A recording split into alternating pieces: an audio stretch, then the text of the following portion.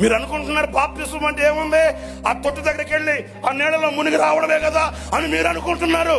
అది పరలోక సంబంధమైన పరవశం, ఆనందం. ప్రియమైన సహోదరులారా, బాప్తిస్మం అనేది మత మార్పిడి కాదు, బాప్తిస్మం అనేది కుల మార్పిడి కాదు. మతాలకి క్రైస్తవ్యానికి సంబంధం లేదు.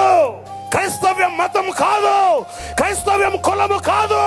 క్రైస్తవ్యం పవిత్రమైన మార్గం, మనిషికి మమతను నేర్పగలిగిన మార్గం, మనిషిని మనిషిగా నిలబెట్టగలిగిన పవిత్రమైన మార్గం క్రైస్తవ్యం. తెలియని వాళ్ళు కొందరు క్రైస్తవ్యం మీద బురద చల్లడం తప్ప క్రైస్తవ్యం మతం కాదు. క్రైస్తవ్యం మతాల జోలికి వెళ్ళదు. ఎందుకంటే మతాలలో మనిషికి మార్పు లేదు. మతాలలో మనిషికి మార్పు లేనప్పుడు మతాల జోలికి వెళ్ళవలసిన అవసరం లేదు. మనిషి మతం కాదు మారాల్సింది, మనిషి మనసు మారాలి.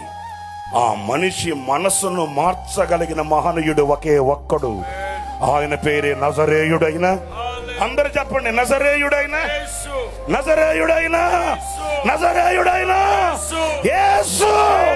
ఆయన ఒక్కడే మనస్సు మార్చగలిగిన వాడు, మమతను నేర్పగలిగిన వాడు, సమాజంలో మనిషిని నిలబెట్టగలిగిన శక్తి గలవాడు యేసు ఒక్కడే.